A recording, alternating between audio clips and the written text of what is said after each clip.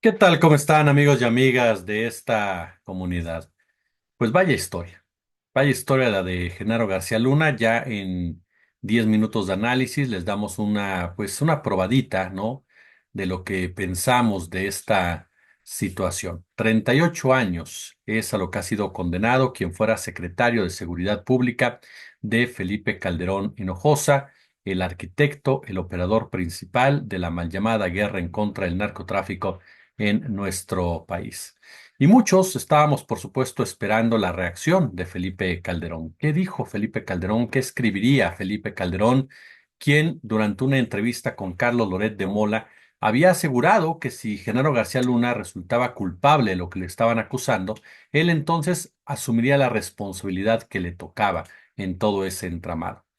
Me queda claro que Felipe Calderón dijo esas palabras únicamente con el afán de salir en ese momento de la tangente, de tratar de desviar la situación, comportándose como lo que es, un político cobarde.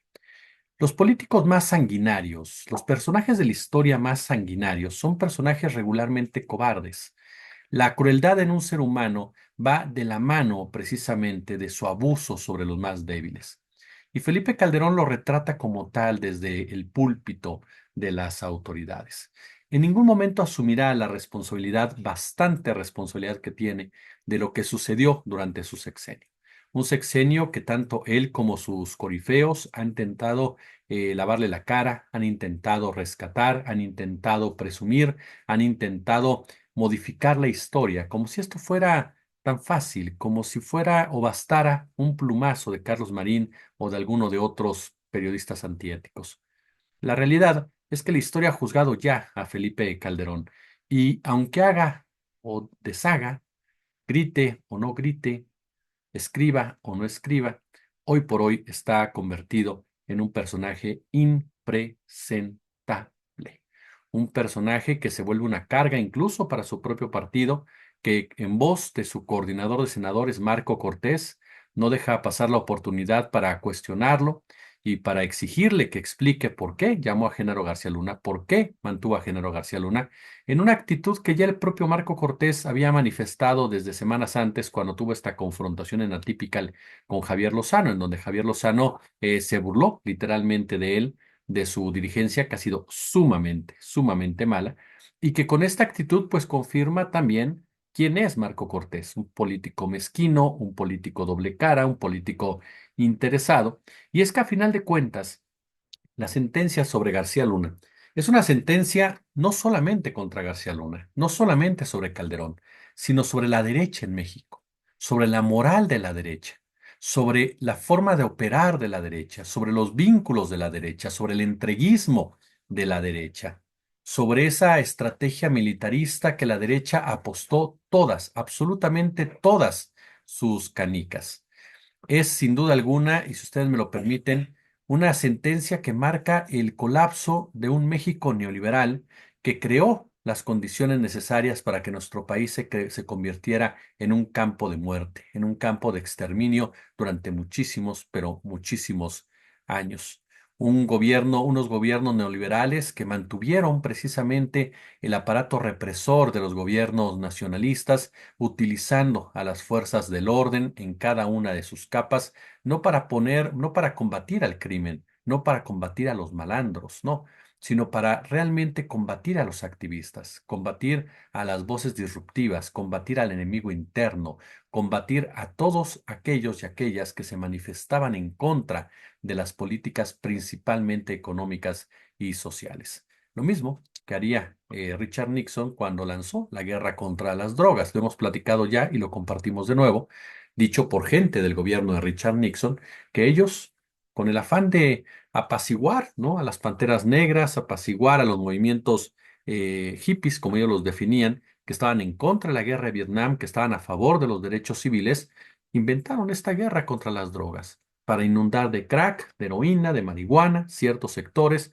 y entonces aprovechar la situación al respecto para detener a los activistas, para detener a los líderes, para criminalizar a estos sectores de la sociedad. Algo que ya habían hecho antes, no olvidemos cuando lo hicieron con los mexicanos e incluso también con los chinos. Estados Unidos siempre ha utilizado el tema racial siempre, para generar esa animaversión que consideran fundamental para imponer sus condiciones. En México hicieron lo mismo, criminalizaron diversos sectores, estigmatizaron a muchos mexicanos y mexicanas, porque como en alguna ocasión nos decía el querido Pedro Miguel, la guerra contra las drogas en realidad fue una guerra en contra de la ciudadanía. Imagínense, había poblaciones prácticamente enteras, comunidades en la sierra que se dedicaban a la siembra de amapola, por ejemplo, por necesidad, por esclavitud, por explotación, por hambre, y contra ellos eran las ráfagas, contra ellos eran los operativos, jamás contra las cabezas verdaderas del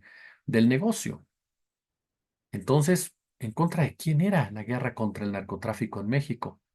Cuando se fabricaron culpables para justificar las andanzas corruptas de las instituciones encabezadas, tanto con Fox como con Calderón, por el propio Genaro García Luna. Por eso esta sentencia desnuda a ese México neoliberal, a ese México de derecha, a ese México falso, a ese México que creó supuestas instituciones y que cambió para no cambiar absolutamente nada y que segregó a unas mayorías a quien consideraba abiertamente, pero abiertamente desechables. Felipe Calderón Hinojosa, finalmente, y después de conocerse esta sentencia, tuitea y dice: enfrentar el crimen organizado como presidente fue una de las decisiones más difíciles de mi vida, pero lo volvería a hacer porque es lo correcto. El verdadero enemigo de nuestro país es el crimen organizado, que secuestra, extorsiona y mata ciudadanos. Especialmente, dice él, escuche usted, especialmente a nuestros jóvenes. Bueno, primer párrafo, que nos pinta Calderón como lo que es, un cobarde. Cuando él dice enfrentar el crimen organizado, y fue una decisión muy difícil, él sabe que miente. Él emprendió esta acción ni siquiera para legitimarse, sino recibiendo las órdenes de los Estados Unidos para empoderar una estrategia militarista que permitiera el despojo de recursos naturales en nuestro país y para poder consolidar la necropolítica como una forma de ejercer un control social. Habla de los jóvenes. ¿Sabe cuántos jóvenes, señor Felipe Calderón, fallecieron durante su mal llamada guerra? ¿Sabe usted que durante su mal llamada guerra la droga siguió llegando a las comunidades jóvenes? ¿Siguió incrementándose el consumo? Es mentira lo que usted dice. Mi política de seguridad tuvo aciertos y errores. Enfrentamos a un enemigo poderoso que buscaba la captura del Estado, es decir, controlar territorios por la fuerza, apoderarse de instituciones, corromper funcionarios y dividir y atemorizar a la sociedad. A pesar de todo, o escuche bien, en 2012, cuando dejé el gobierno, el Estado avanzaba y el crimen organizado retrocedía. Mentira. A tal grado que en el sexenio de Enrique Peña Nieto se incrementó el número de muertes, de homicidios, de levantones, de secuestros, además de la corrupción del peñanietismo, también porque era la tendencia que iba a la alza. Calderón presume de manera muy tramposa cuando dice: bajaron los números de homicidios en algunos puntos, efectivamente, porque se logró la Pax Narca, cuando gracias a su gobierno, al respaldo norteamericano, el cártel Sinaloa logró imponerse en varias regiones de nuestro país. Por eso es que Ciudad Juárez de repente se tranquilizó, o por eso Torreón se tranquilizó, o por eso Tamaulipas cuando fallecieron los Zetas, pero no precisamente por una estrategia emprendida por este personaje. Cuando habla de que de que el enemigo buscaba capturar el Estado, lo consiguió, señor Felipe Calderón. Si no se ha enterado, su secretario de Seguridad Pública está detenido por narco. Dos secretarios de gobernación le fueron asesinados, si no mal recuerda. Solamente hay para el detalle. Y lo peor del caso, me parece que eso es uno de los puntos más lamentables todavía. El crimen jamás retrocedió. Después de su sexenio continuó operando exactamente igual, e incluso durante su propio sexenio. Lo único que usted hizo fue atacar a la población.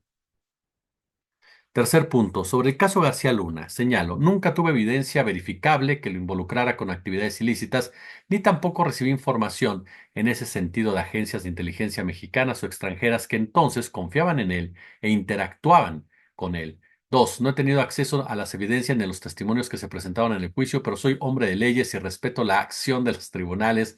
Asumo que han actuado conforme a su leal saber y entender. Por lo mismo, soy partidario de que quien infrinja la ley debe asumir las consecuencias de sus actos.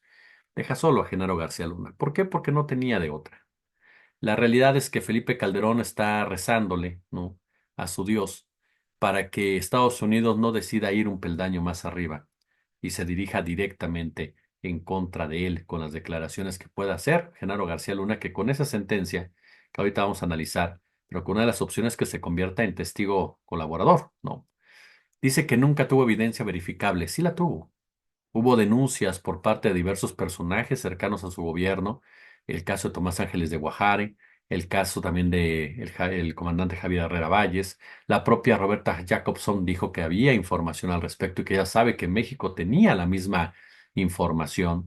El propio Juan Camilo Mourinho, hoy ya asesinado, tenía información de primera mano por parte de Francisco Ramírez Acuña de quién era Genaro García Luna. Más bien dicho, usted no lo quiso ver o no lo quiso aceptar o simplemente lo ignoró porque así comprendía los intereses de su patrón de Estados Unidos, quien a su vez había decidido que García Luna era quien iba a fungir como el famoso superpolicía. No sé por qué usted tendría que haber tenido acceso a las evidencias o los testimonios en contra de Genaro García Luna. ¿Es usted su abogado defensor? ¿Es usted parte del juicio? ¿Es usted parte de la fiscalía? ¿Por qué razón tendrían que mostrarle a usted alguna de las pruebas o testimonios o evidencias con las cuales el juez de Nueva York, el señor Brian Cogan, tomó esa determinación? Es un desvarío lo que propone. La lucha por la seguridad de los mexicanos no era responsabilidad de una sola persona, sino de todo un equipo de gobierno que combatió el crimen con toda la fuerza del Estado. Este caso no demerita la lucha valiente que dieron miles de mujeres y hombres defender a México del verdadero enemigo, el crimen organizado, aún a riesgo de su propia vida. Es una voz desesperada, ¿no le parece? De un tipo que más allá de cínico intenta rescatar una parte de su historia, pero sobre todo rescatar el negocio en el que vive, de la política. Porque si alguien ha hecho de la política un negocio, es la familia Calderón. Y no quieren perderlo, por supuesto, es mucho dinero el que está en juego, porque no solamente se trata de cargos públicos, se trata lo que esos cargos públicos te permiten hacer, lo que las relaciones que tienes sienten que pueden desarrollar de tu mano gracias a los contactos que tú tienes.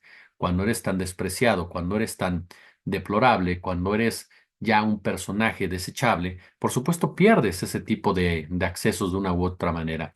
Al hablar de que no era responsabilidad de una sola persona, él era el más importante, y lo dijo muchas veces Felipe Calderón, y lo aplaudió muchas veces Felipe Calderón.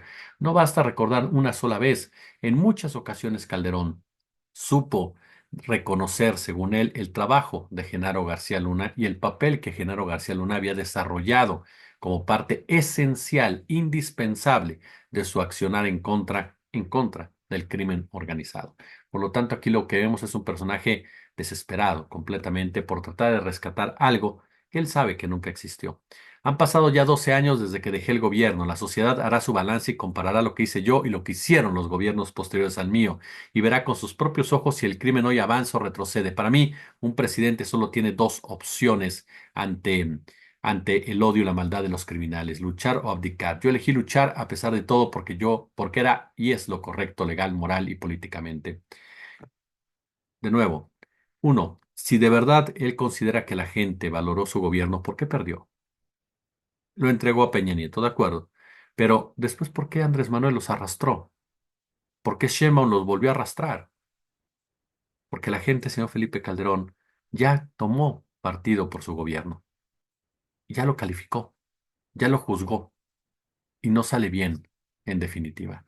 El crimen organizado al que usted dice si retrocedió o avanzó, siguió avanzando de la mano precisamente de sus propios operadores y de sus propios intereses. Lo que usted hizo fue muy grave, porque usted instaló en México al 100% y sin ningún tipo de ética, sin ningún atismo de moral en ningún aspecto. Lo que instaló fue un estado criminal, un narcoestado, que fomentó un estado profundo que ya de por sí existía, de torturas, de violaciones, de desapariciones, y lo normalizó, lo elevó a lo institucional como tal. Por eso es tan complicado ahora combatir ese crimen organizado, que es un poder fáctico, que reúne el interés político, el interés económico y el interés precisamente militar. Usted habla de que abdicar frente al crimen era abandonar a las personas y a las familias. Usted las abandonó, usted las criminalizó, usted permitió que varios cárteles de la droga, particularmente el de Sinaloa, operaran conforme a sus propios intereses en contra de la propia ciudadanía. ¿Que ha hecho falta para derrotar al crimen organizado, dice usted?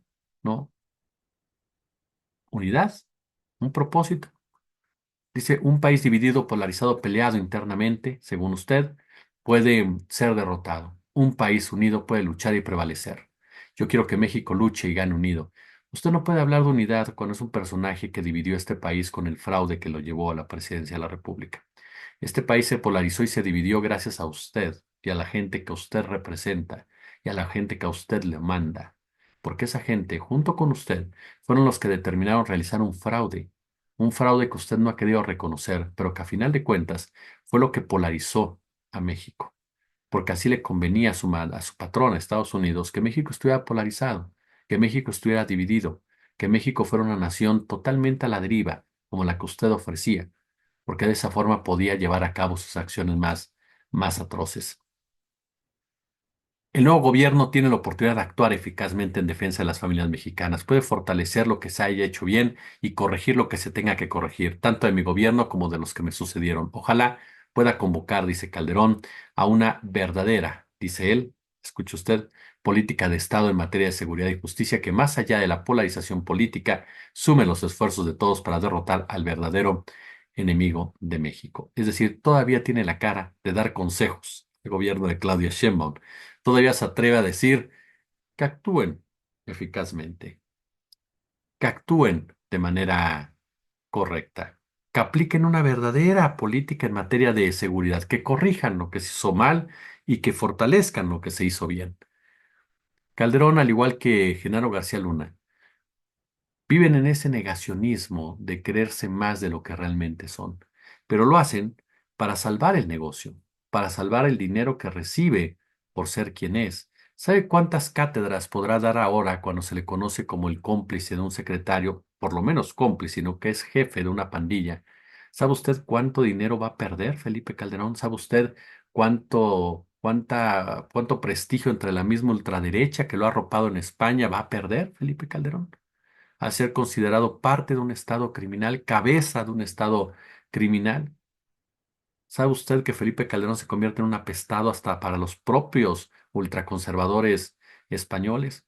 ¿Quién le interesará lo que tenga que decir Felipe Calderón más allá de esta diatriba? La realidad es que Calderón sabe muy bien que hay que poner las barbas del vecino a remojar.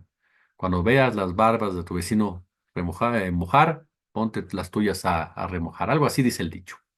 A lo que voy es que Calderón sabe muy bien, pero muy bien, ajá, que el que sigue es él, si realmente hubiera la intención de Estados Unidos de elevar ese peldaño. ¿La habrá?